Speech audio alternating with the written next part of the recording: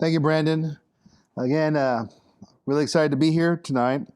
So we're going to get into, just jump right in. Is social justice the same as biblical justice? And I like to just say, a short of it is yes and no. And it really depends, the yes and the no really depends on our definitions. It really depends on our focus regarding social justice. However, what I'm going to be doing is really focusing on sort of a more contemporary emphasis on social justice. And in this case, then, for the most part, I'm going to say no. That the contemporary framework for social justice and its comparative, biblical justice, they're not on the same page. They're not on the same page. We're going to start with asking a question. What kind of thing is justice? It might seem like a really weird question, but in really getting into this, we have to understand that justice means something. We are dealing with either a construct, something that's based straight out of our mind, something that we have pulled together, a definition that is sociologically derived. It's construct. I mean, we have constructs all the time, and I'm not saying that constructs by themselves are bad, but what I am saying is it a construct? Is it just a subjective, interpretive construct? And those three words I want to get into. So subjective means, again, it's something that I see and I understand, and yet you may not agree with me on that. It is my opinion, it is my assessment, and it may not actually line up with fact. It may not line up with fact. It may not line up with the reality of the external world I live in. So subjective is a loaded word too, because it has different connotations in different settings. But the way I'm going to use it today, so as you think about this, make sure you understand how I'm using the word subjective is part of my personal experience of looking at the world, believing I can understand it to an extent, and that I can perhaps understand things as they are outside of me, and from that pull together a definition of what a thing might be. That doesn't mean, however, it's an absolute objective reality. You might say, well, what in the world are we doing now? Well, the contrast is an objective reality is I am standing on this platform. It is not an opinion. This is something that is real, and it is something you see. If you were to be in my place, it would do exactly the same thing it's doing for me. It's an objective reality. It's something we can all agree on. We might disagree on the color scheme. As if you've gone on social media over the several years, people are arguing over what a color is on a certain item, and we all can't seem to agree, and that's not what we're doing here. Is it merely, let me ask the second question, is justice then just a subjective interpretive construct, or is it objective? Is it merely an instanced in a particular person? Is justice something that's instanced in a person? And what I mean by that is, going back to our previous talk about nominalism, where there are no transcendent essences that we can all share. There's one essence, and we can share it, all of us, the same numeric weight or value. On nominalism, we cannot. We cannot share. We all have instanced or particular instances of a particular value of varying weight or numeric value for each person who experiences it. So is justice that? Is it just a personal or a instant where we see justice at work or at play? Is it just something we're going to name justice, but it just is that particular experience? Again, that's very subjective. Is it merely instanced in a particular person's behavior? So it's kind of what I just said. But the contrast is, some people see that a person can be just. Others would argue a person cannot be just. They can just do just things. So there is this contrast there. I want to make sure you understand that. Is justice a shareable, transcendent essence? Which, if you already know where I'm coming from, you'll know that I would say, yes, it is. But moving on to nominalism itself, when we look at justice from this perspective, and remember, nominalism is fundamental to Marxism, it's fundamental to empiricism, it's fundamental to naturalism, and therefore it's a leg, and a significant leg, to critical race theory, critical theory, and even intersectionality. On nominalism, justice is just subjective, and it's interpretive, and it's a construct. Because it's a construct, it's not real. It only matters to the person who has constructed the idea. It's only true to the person who's constructed the idea. So it's subjective. And because it's interpreted, and you have to appreciate how interpretation is viewed and valued in this kind of mental space. Interpretation means, getting back to a philosopher by the name of Immanuel Kant. Immanuel Kant said, I can know a phenomenon, I could see a phenomenon, but I cannot truly know it. I cannot truly know it's, he would use the word nomen. I cannot truly know something within itself. It may exist, it may totally exist, but I can't know it. I can only understand what I interpret. Kant has influenced the entire discussion of interpretation. But here's a problem. If I see, for example, this chair that's next to me over here, I go, I'm interpreting what I see. Now that I have my interpretation, I'm now thinking about my interpretation. Well, guess what happens next? On this view that interpretations are subjective, I have to now appreciate my interpretation, and I've now just created another interpretation of my interpretation. Kantian epistemic knowledge pushes you further back. It's almost like a regression that never stops, to the point that you'll never know something within itself. Now, you may not think on those terms, but the short of that is this. There is this chair. On realism, there is this chair, and it's there, it's real, I'll sit on it, it's great, wonderful. But under Kantian's skepticism of knowing something in itself, I'll never know what this chair really is. Isn't that a sad and tragic way of looking at the world?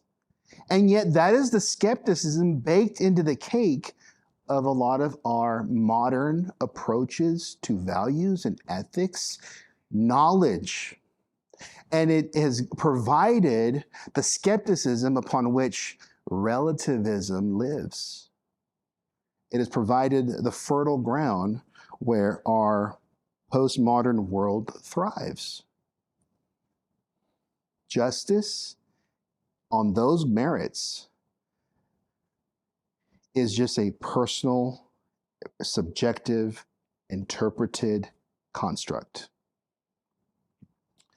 On nominalism, it is merely an instanced thing in a person, a particular person. So that means if you were a person who believed that an essence like justice could exist, as a virtue in a person, then it would just only be in that person. And it may be instanced in another person, but the two are not the same. And I know I sound redundant, but it's really important that I am. It's really important that I am. But the weight or the numeric value of each essence of justice is not the same. So you can actually pick whose justice is more weighty. You can actually kind of, not pick, but you can almost understand that there is no single universal standard. Universals are out. Subjectivism is in. Justice on nominalism could be instanced in behavior, but only so long as that behavior continues to occur. But guess what? And it's only instanced in that particular person's behavior. It will appear differently or have a different weight in another person's instance behavior. You might really be scratching your head right now. Trust me, so have I been. And it's really one of those amazing things that you go, people really believe this. And I'm not making fun of the philosophical world on this. I'm saying I understand the thought process and I appreciate working through these things. These are really deep, what might be called metaphysical issues. And yet, the practical implications for that is entirely overwhelming. Justice on nominalism, on Marxism, on these theories make it such that it's not a universal. It is not a universal at all. It is a particular thing that exists. So you can have a justice experience and you can be doing justice, but your actions or your experience or your sense, they're not the same. You cannot share injustice as a thing within itself because it only materializes in the individual. It is not a universal shared experience. Now, getting to this question about intersectionality, let me say one more thing here. On theories like nominalism, empiricism, materialism, Marxism, critical theory, and all the other ones, it is strictly tied. Modern, contemporary, social justice is strongly tied to people who are in groups of conflict within a society, in a culture. That is the framework of Marxism. It has merged and become a very different baby. Marxism has become something else, and it has been used and mutated, essentially, in these other ways or prisms to look at society. Intersectionality, then, has helped quantify or at least isolate different instances of injustice. So it goes down to, what is your race, your ethnicity, your socioeconomical background, your biography, your history? There are numerous factors. The quote-unquote calculus of intersectionality is part of modern social justice. I took this from the Center for Intersectional Justice. It's online, you can look it up, but listen to this. What is intersectionality? This is what they told me. And here's a quote, and I have a full quote for you in a moment here. But the concept of intersectionality describes the ways in which systems of inequality based on gender, race, ethnicity, sexual orientation, gender identity, disability, class, and other forms of discrimination intersect to create unique dynamics and effects. I'm going to let you look at this for a minute. Just pour over those words again. Notice how many categories, and then it goes on and says, and other forms. Well, what other forms? As many forms as you need. Or that might be instanced in terms of new forms of oppression, new forms of discrimination, new forms of identities, new forms of instances on this grid. And all of them then can make a claim toward injustice, oppression, some sort of system that they must overthrow in order to experience equity or equality. And those words are loaded by themselves from a sociological perspective about equity, equality, and other ways of sharing into the value of a workplace in a given society, but we're not going to get into that. The next slide is the full quote. And let me add here from what I read here, because they give you an example. For example, when a Muslim woman wearing hijab is being discriminated, it would be impossible to dissociate her female form from her Muslim identity and to isolate the dimensions causing her discrimination. All forms of inequality are mutually reinforcing and must therefore be analyzed and addressed simultaneously to prevent one form of inequality from reinforcing another form. For example, tackling the gender pay gap alone without including other dimensions such as race, socioeconomic status, and immigration status will likely reinforce inequalities among women.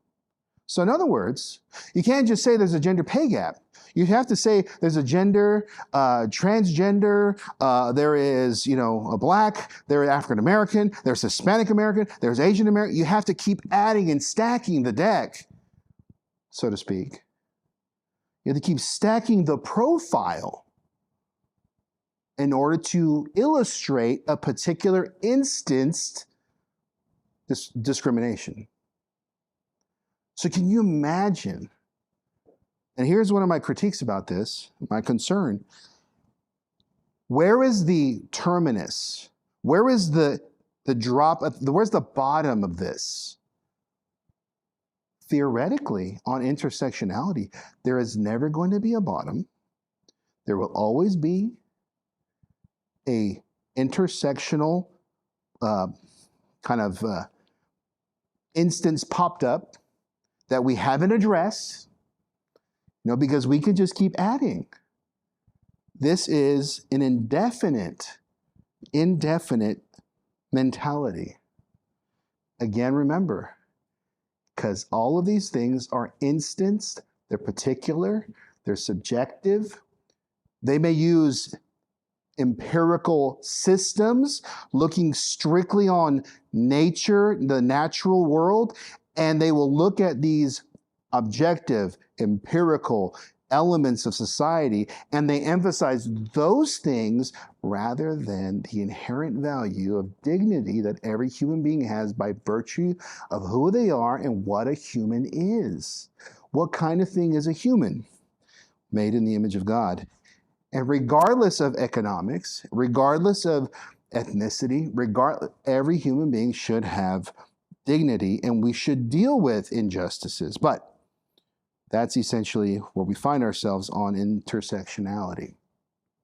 So moving forward, we also see then that on intersectionality, justice is sociologically based on particular segments of society.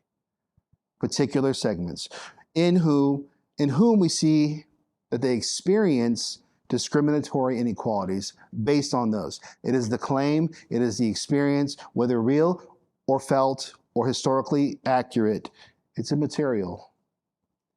It is a justice based on where one is plotted in society.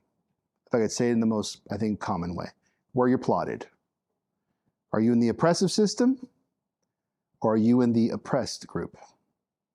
And the emphasis is not on the oppressors. The emphasis is on the oppressed.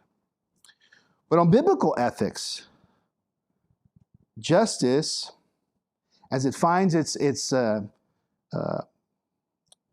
essence as being an extension of who God is, it is a shareable, transcendent essence because it belongs to God first. And when He made us in His image and in His likeness. He shares attributes, essences that transcend who we are, but something we can share. So we're made in His likeness. We are not God, but we share the likeness. We share in his image. We are not the image of God, but we share in the image of God. It is something we can experience. It is something we can have. It is something we can do as well. Biblical ethics tells us that justice is in essence independent of the material world or immaterial or material realism. Let me explain a little more here. So, for the longest, the view of what the nature of, the constitution of what a human is has usually been around, we have a dual nature. We have a physical nature. It's the one we can touch. It's the one that has muscles. It is the one that smiles. It is the one we hug, the one we love. A physical nature. Allows us to interact in our physical world. And, when we try to break the laws of physics, if two things cannot occupy the same space at the same time, we know that. We know what that feels like. But we also have an immaterial element or aspect or essence of who we are in our dualistic nature. We have an immaterial part of us, the spirit, the soul. On biblical ethics or virtue ethics, justice is a part of that independent, immaterial world. It exists within a material world, but it is independent of it. So, justice is a virtue, and it is an essence. What's the difference between the two? Well, just to help us in a very popular kind of way, we can either do it or we can be it. When it is something we can share, it is something we can do, it is something we can be, then we have sort of worked through the virtue and the essence of it. So how does this impact our knowledge of biblical justice? Well, we have a few more things to point out here. One, it's really important to appreciate what the Bible tells us about this. One, we're made in the image of God. Genesis chapter 1, verses 26 and 27 tells us that, that God made mankind in his image and in his likeness, and he made us male and female. And because we're made in his image, we then have been blessed to bear that image. And that means justice then begins with this, or human justice begins with this communicable, the shareable blessing of his nature and his virtue. But at the same time, because we're free will beings, we must choose to be virtuous. We must choose to be just. We must choose to do justice, mercy, compassion, kindness. So being human gives us the ability to share this transcendent virtue, this transcendent aspect of our relationship to God by virtue of being created in his image. But we actually have to participate in this. It is not ours by default, at least not now after the fall. But we are capable of doing it and being just and being holy. Furthermore, this means that throughout the entire biblical teaching, we find, like in the stories of the Good Samaritan, we find stories in the stories of Jesus, how he loved his neighbor, cared for them, healed the sick, helped the poor, cast out demons, did miracles. All of these examples that we see in Luke chapter 4 and Luke chapter 5, we see Jesus doing good to all the people. We see that part of that is bringing light to those in darkness. We see that giving sight to the blind and letting the lame walk. And we see the early church, though equipped for some time with apostles who could do similar things, the fundamental work of the church is to do goodness, mercy, compassion, kindness. And here's a good, I think you'll appreciate this if you're really concerned of how biblical justice plays into this. And this is a little bit of Bible history. So when the New Testament was being composed, the letters come first. The letters were published first. Most of all the letters came before the Gospels were ever published as a book. Now think about this for a second. The letters really show that the church is supposed to love each other and care for people, and there's a lot of morality and virtue ethics about how to live and how to care for others. But later, around maybe the 50s and into the 60s, and maybe even a little later, like in the Gospel of John, the stories of Jesus are then put into written form for the early church to kind of have a permanent form of what Jesus looked like in terms of what he did, how he was virtuous, the kind of what we might call biblical social justice that he did. Unfortunately, the church has tried different models of social justice. In the late 1800s and early 1900s, really, there was this attempt to do something called the social gospel. And it was really designed to help and be a part of the betterment of mankind, to help men and mankind maybe learn a trade, have some sort of welfare system. But it was detached. It was detached from the gospel. In other words, you could be in a Christian ministry and care for people, and you never taught them to follow Jesus. And this became a popularized form of Christianity, the betterment of man, the brotherhood of mankind, and the essence of Christianity. And it really had a theological basis. That has been disastrous because you love people into the graves, but don't prepare them for heaven. Biblical justice, on the other hand, or caring for the neighbor, has much to do about showing compassion, being an asset to your neighborhood, being of support to those around you in need, whether in the church or out the church. You're not only doing that, but you're sharing Jesus and you're making it every bit gospel that Jesus showed us in his own life.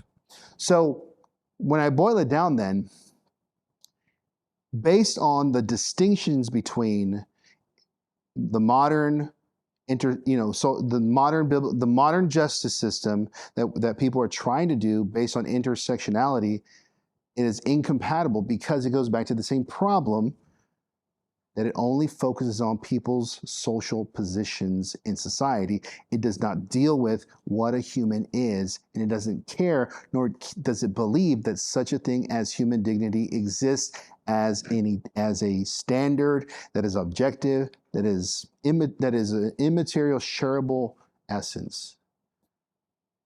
Everything is just subjective.